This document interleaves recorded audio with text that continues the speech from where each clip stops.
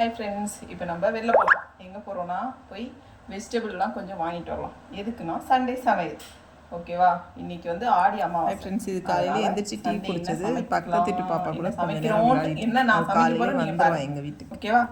அவ கூட தான் விளையாடிட்டு இருக்கோம். வாங்க போகலாம். டீ குடிச்சிட்டு கொஞ்ச நேரம் விளையாடிட்டு நெக்ஸ்ட் எல்லா வேலையும் போய் பார்க்கணும். சொல்லுங்கள்.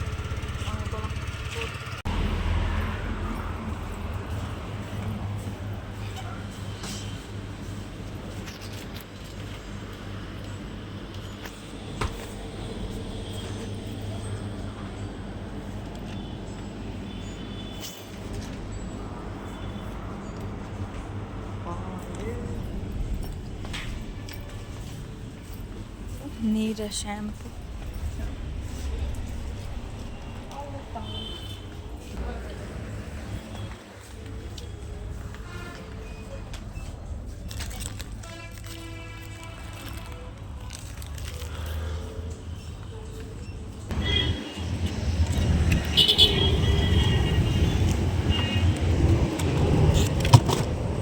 வாங்கிட்டு வந்தோம். தயிர் பேக்கெட்டு, பால் பேக்கெட் 2, ஆஃப் லிட்டரு 1 லிட்டர் பால் பேக்கெட் 2, குட் டே பிஸ்கெட் 1, பேருக்குங்க ஷாம்புல, அதனால ஷாம்பு வாங்கிட்டு வந்தோம். ஓகேவா? இனி வந்து சமையல் செய்யணும். இப்போ எல்லாம் பார்த்துட்டிங்களா? வாங்கிட்டு வந்ததெல்லாம் பார்த்தாச்சா? இப்போ இதெல்லாம் எடுத்து வச்சுட்டு சாப்பாடுக்கு ரெடி பண்ணலாம். ஓகேவா? சமைக்க ரெடி பண்ணலாம்.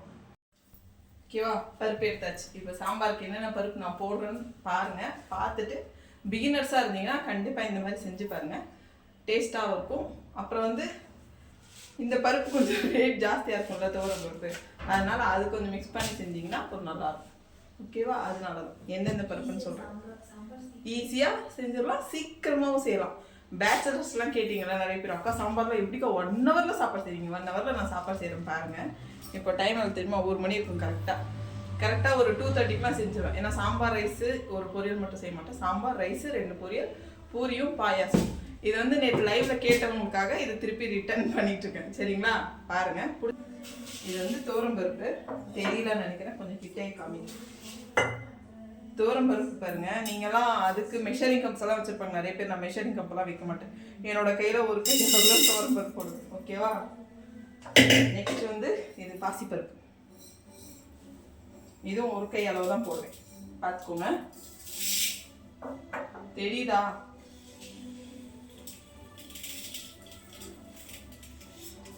இது வந்து மைசூர் பருப்பு. ஒரு மாதிரி ஆரஞ்சு கலர்ல இருக்கும் தெரியுமா? அந்த பருப்பு.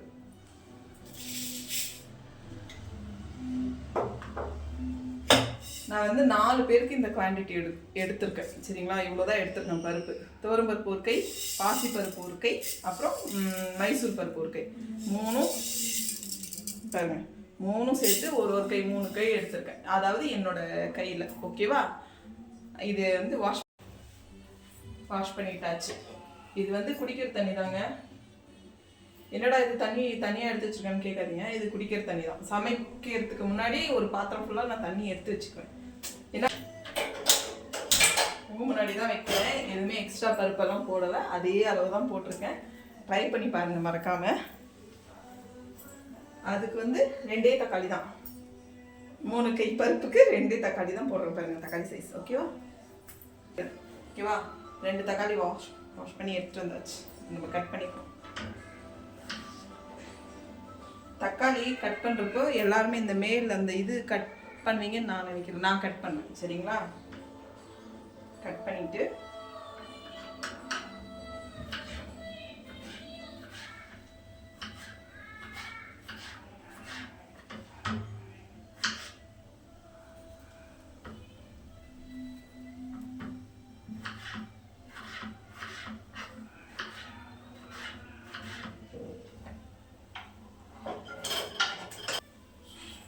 அப்புறம் லைட்டாக மஞ்சள் தூள்.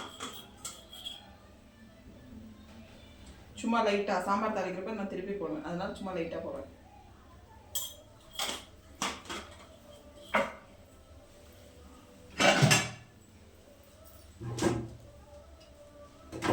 அவ்வளோதான். இப்போ இந்த குக்கர் ரப்பர் போட்டு விசில் வச்சா ஒரு 3 விசில் போதும். 3 விசிலில் பருப்பு வெந்துடும்.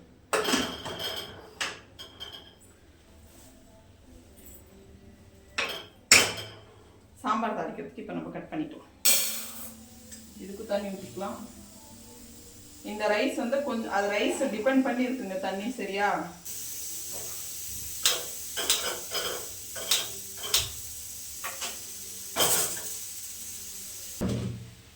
ரைஸ் வச்சாச்சு. அதுக்கு நம்ம வெங்காயம் தான் கட் பண்ணிக்கலாம்.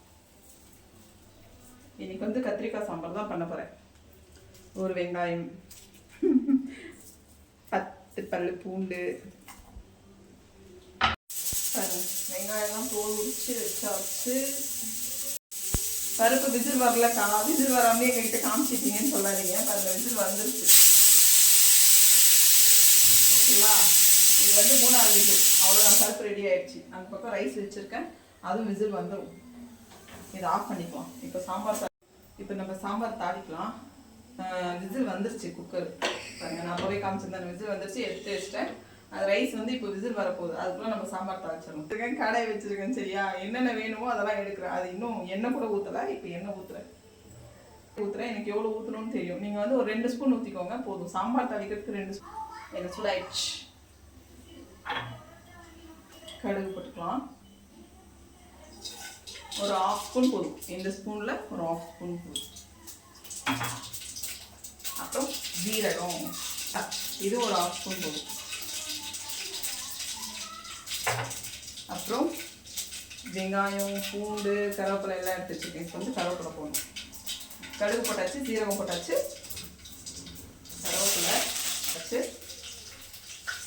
பூண்டு, வெங்காயம் எல்லாம் ஒன்றா போடணும். சரிங்களா?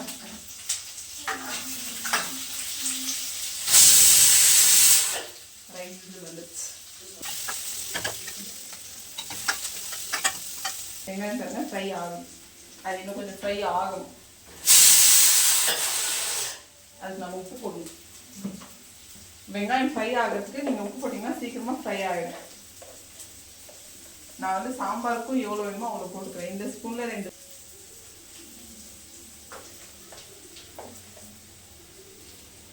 பாருங்க, 2 ஸ்பூன் கரெக்டாக போட்டிருக்கேன்.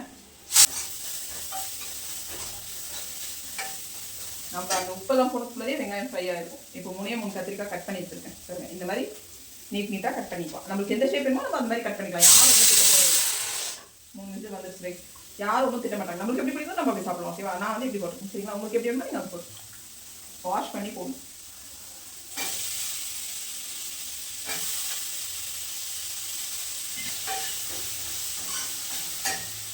கத்திரிக்காய் போட்டுருக்கேன். அது ஃப்ரை ஆகட்டும். சாம்பாருக்கு வந்து எங்களுக்கு இது காரம் வந்து கரெக்டாக இருக்குங்க. அதனால நான் 2 ஸ்பூன் போடுறேன். பாருங்க, 2 ஸ்பூன் போடுறேன், சரிங்களா?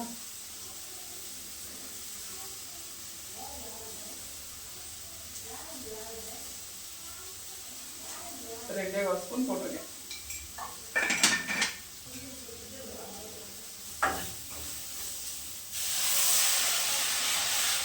பருப்பு கடைஞ்சிட்டு அது கத்திரிக்காவை போட்டு நம்ம தாளிச்சோம் பார்த்தீங்களா, அந்த ஃப்ரை எல்லாம் தூக்கி குக்கரில் போட்டு நம்மளுக்கு எவ்வளோ தண்ணி வேணுமோ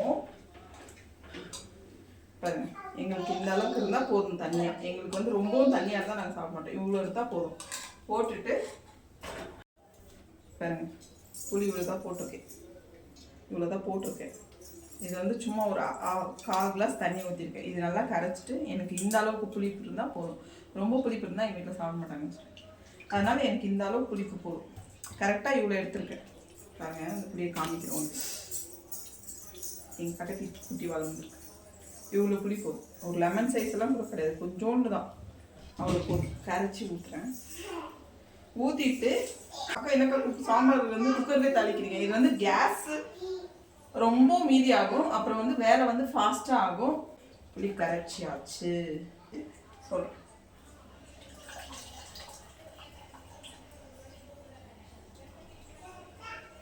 இதில் வந்து இன்னும் கொஞ்சம் தண்ணி ஊற்றி நம்மளுக்கு எவ்வளோ தெரியும் இல்லையா, அது கரைக்கிறப்பவே தெரியும். அதில் இன்னும் கொஞ்சம் புளி இருக்குன்னா அது வேஸ்ட் பண்ணக்கூடாது இல்லையா, அதனால கரைக்கிறப்பவே தெரியும் நம்மளுக்கு. நம்ம கரைச்சி ஊற்றிட்டு விசில் போட்டு வச்சிங்கன்னா கரெக்டாக வரும். இப்போ நாங்கள் பாருங்கள், இப்போ நான் கேபேஜ் கட் பண்ணுறதுக்குள்ள விசில் வந்துடுச்சு. 2 விசிலே வந்துடுச்சு. கட் பண்ணியிருக்கேன். கட் பண்ணி தண்ணியில் போட்டு வச்சுருக்கேன். இந்த மாதிரி அதுக்கு வந்து ஒரு ஆனியன் வேணும். ஊற்றிட்டு குக்கர் வச்சாச்சு.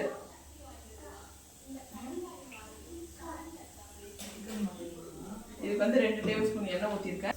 ஒரு பாதி கேபேஜ்க்கு 4 பச்சை மிளகாய் போடும் கழுவிக்கலாம். இது வந்து நம்ம இப்படி ஸ்லைஸாக கட் பண்ணிக்கலாம். எண்ணெய் சூடாயிடுச்சு. கடுகு வந்து ஒரு 1/2 ஸ்பூன் போதும்.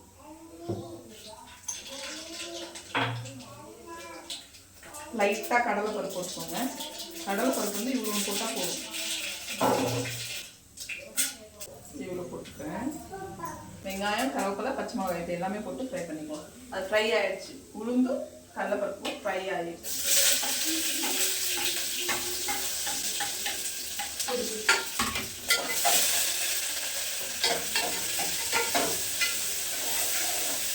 உப்பு வந்து ஒரு 1/2 ஸ்பூன் போட்டுக்கோங்க.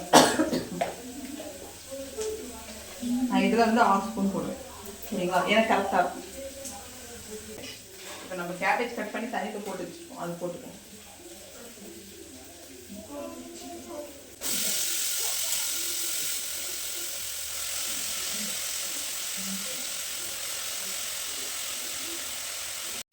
போட்டாச்சு கேபேஜ். இப்போ லைட்டாக நம்ம 1/4 ஸ்பூன் மஞ்சள் போட்டுக்கோங்க. கேபேஜ்லேயே தண்ணி வரும். அதனால வந்து நீங்கள் கேபேஜ் வேகிறதுக்கு நீங்கள் தண்ணி போட வேணாம். அது அப்படியே விசில் போட்டு வச்சிங்கன்னா வெந்துடும் கேபேஜ். ஓகேவா? இப்போ நம்ம விசில் அது இன்னொரு வந்து ஸ்டைல். கோஸ் ரெடி ஆயிடுச்சு. பீர்க்கங்காய் செய்வேன்னா வெங்காயம், கருவேப்பிலை எடுத்துருக்கேன். பீர்க்கங்காய் பொடியாக கட் பண்ணி வச்சுருக்கேன். தண்ணியில் போட்டு வச்சுருக்கேன். என்னென்ன போட்டிருக்கேன்னா சாப்பிட்டுருக்கேன். சாரி மறந்துட்டேன் காமிக்கிறதுக்கு. வெங்காயம் போட்டிருக்கேன். எண்ணெய், கடுகு, வெங்காயம், கருவேப்பிலை, பீர்க்கங்காய், 1/4 ஸ்பூன். அதே மிளகாத்தூள். நான் என்ன சைட் டிஷ் பண்ணாலும் சாம்பார் பண்ணாலும் நான் என்னோட மிளகாத்தூள் தான் போடுவேன். ஏன்னா எங்களுக்கு வந்து இது செட் ஆகிடுச்சு. 1/2 ஸ்பூன் தான் போடுவேன். உப்பு வந்து ஒரு 1/2 ஸ்பூன் போடுவேன். 1/2 ஸ்பூனில் ஒரு 1/4 ஸ்பூன். என்னோட லைட்டாக தண்ணி கொஞ்சம் சும்மா லைட்டாக அது இந்த காய் வேணும் இல்லையா? அதனால இது இப்படி குக்கரு மூடி எப்படி போட்டு மூடி வைக்கக்கூடாது. விசில் வரும். இப்படி வச்சிட்டிங்கன்னா அது வெந்துடும். பக்கத்தில் வந்து பால் வச்சுருக்கேன். சொல்ல மாட்டேன். பக்கத்தில் வந்து பால் வச்சுருக்கேன். இது வந்து பாயசத்துக்கு. பால் சூடாயிடுச்சு. குடி இந்த பாயசம் செய்யறதுக்கு வந்து பாயசத்துக்கு ரெடி பண்ணணும். பாயசம் எப்படி பண்ணுறதுன்னு சொல்கிறேன். இப்போ நம்ம பாயசம் எப்படி செய்யறதுன்னு பார்க்கலாம். இந்த பாத்திரத்தில் தான் செய்வேன். நான் கொஞ்சம் தான் செய்கிறேன். அதனால் இந்த சின்ன பாத்திரம் இது வந்து 1/2 லிட்டர் பிடிக்கும். 1/2 லிட்டரில் 3/4 லிட்டர் பால் பிடிக்கும். இது வந்து சின்ன நான் கொஞ்சமாக தான் செய்கிறேன். அதனால் இந்த பாத்திரத்தில் செய்கிறேன். சரிங்களா? ஓகேவா? தண்ணி சூடானதும் சேமியா வாங்கிட்டு வந்து இது 1 கப்பு கரெக்டாக போடுறேன். ஒரே 1 கப்பு தான். சரிங்களா? அது வந்து தண்ணி கொதிக்கணும். அது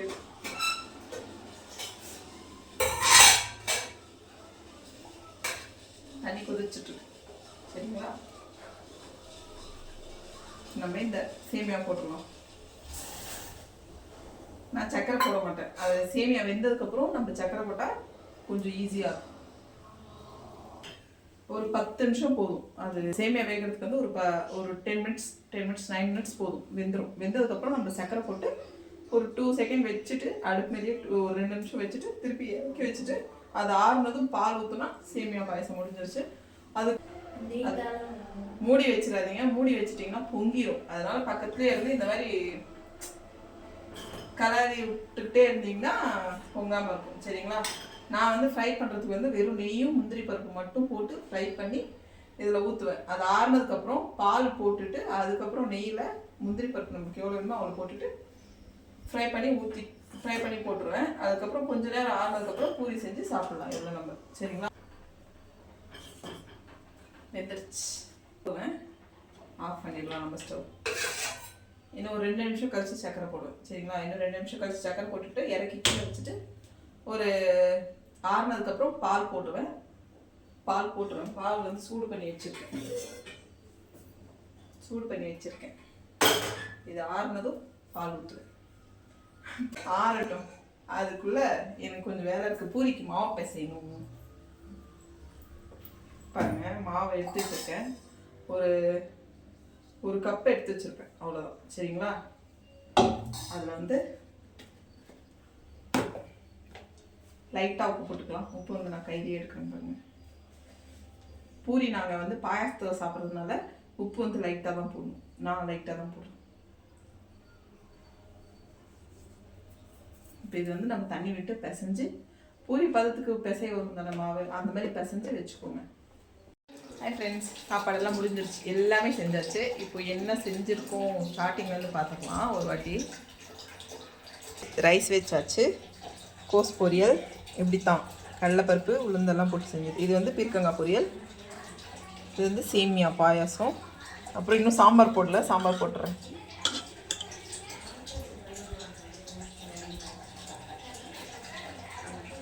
இது வந்து கத்திரிக்காய் சாம்பார், அப்புறம் பூரி. அவ்வளோதான் இன்னியோட ரெசிபி. எப்படி இருக்குது மறக்காமல் கீழே கமெண்ட் பண்ணுங்கள். இந்த வீடியோ உங்களுக்கு பிடிச்சிருந்தா மறக்காமல் சப்ஸ்கிரைப் பண்ணுங்கள். என்னோடய சேனலை இது வரைக்கும் சப்ஸ்கிரைப் பண்ணாமல் இருக்கிறவங்க சப்ஸ்கிரைப் பண்ணுங்கள், பெல் பட்டனையும் ப்ரெஸ் பண்ணுங்கள். எல்லாருமே வீடியோ பார்த்துருப்பீங்கன்னு நினைக்கிறேன். இந்த வீடியோ பிடிச்சிருந்துச்சுன்னா மறக்காமல் சப்போர்ட் பண்ணுங்கள், சப்ஸ்கிரைப் பண்ணுங்கள். இதுதான் என்னோடய ஃபஸ்ட்டு vlog. எப்படி இருக்குன்னு கீழே மறக்காமல் கமெண்ட் பண்ணுங்கள். போய் பார்த்து பிடிச்சிருந்தா மறக்காமல் என்னோடய சேனல் போய் சப்ஸ்கிரைப் பண்ணிவிட்டு அந்த ஆல்ன்ற சிம்பிளும் ப்ரெஸ் பண்ணுங்கள். அப்போ தான் நான் போடுற வீடியோஸ்லாம் உங்களுக்கு நோட்டிஃபிகேஷனாக வரும்.